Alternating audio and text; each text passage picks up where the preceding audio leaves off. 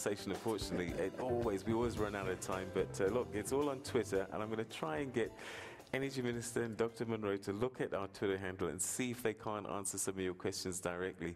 So just watch out for the next day or so. Perhaps you'll get a response on some of the questions that we didn't get a chance to get to. But let's try and get through a couple here. Table 33, Felicity Phillies has an interesting question. Felicity, question from Table 33. If you could be very brief, and I'll get a brief answer for you. Good morning, everybody present. My question would be some concerns of my community where I come from, being DR, the place with the longest solar panel strip in the world.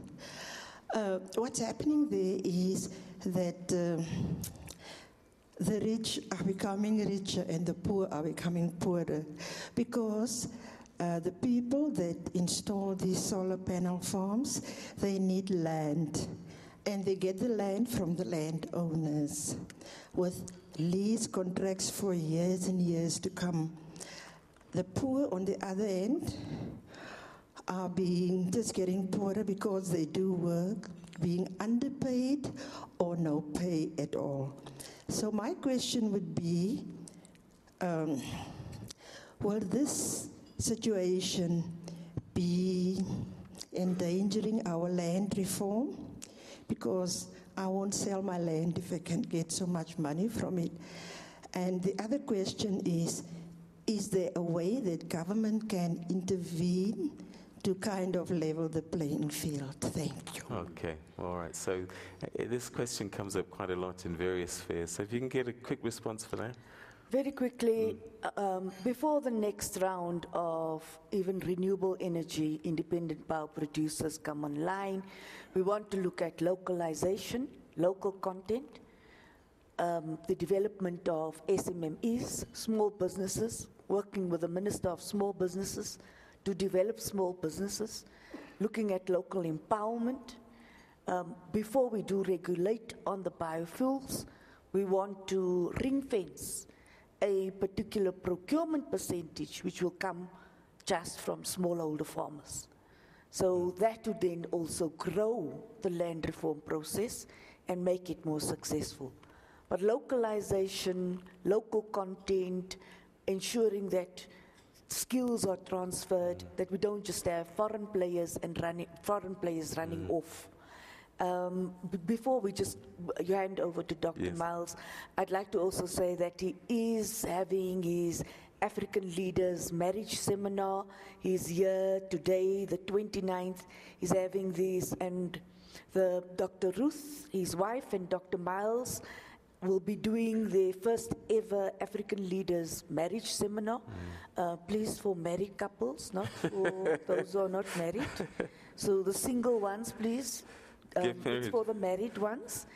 And then his 60th birthday is also celebrating in a session. Everybody is welcome. The pamphlets would be available at the back, and you are most welcome. I'll also remain to answer questions after the interview.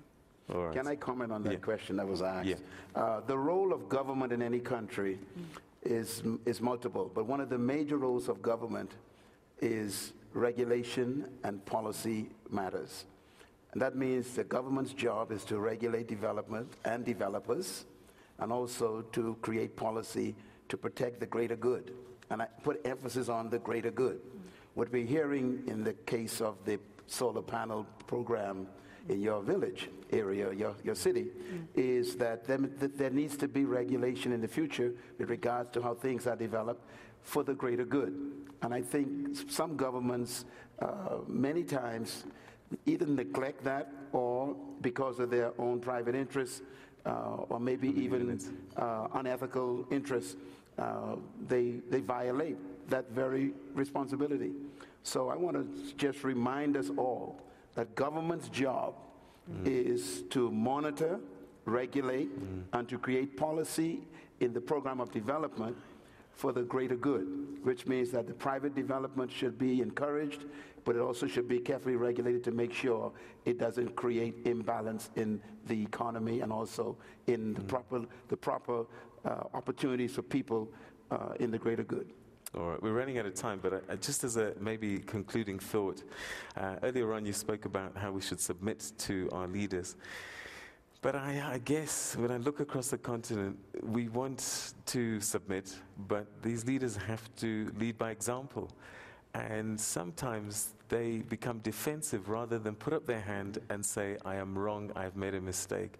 How do we get the right kind of leadership that we want to submit to? But you've literally got about 30 seconds to answer. 30 seconds. First of all, not all leaders are true leaders. True leaders are those who want to give up their power. They want to get rid of it. And they also invite people to come in to prepare for that transfer. It's called mentoring. Most leaders are afraid to mentor because they are insecure themselves, and they use the position to get their value from it. If you get your value from your position or your title, you are not a leader, you are a parasite. What you need to do as a true leader is measured by how much power you distribute, not how much power you collect. So you want to identify leaders, true leaders, who are willing to mentor you, to share their knowledge with you, and who are willing to make room for your advancement. This, to me, is necessary for leaders to be trained in this. This is why, again, I emphasize the difference between true leaders and leaders who are not genuine leaders. A true leader does not want to stay in a position. They want to get rid of it. Yeah. All right, unfortunately we've run out of time. We're going to have to leave it there. But ladies and gentlemen, a big hand for Energy Minister Tina Joemat-Pettersson and Dr. Myles Munroe, teacher, leader, mentor. Thank you very much for joining us and sharing your thoughts with us this day. And to you at home, thank you so much indeed as well for being a part of this conversation. Keep looking at Twitter. We're going to try and get these two to answer your tweets. And have a great day, everybody, and we'll see you again next week. Take care.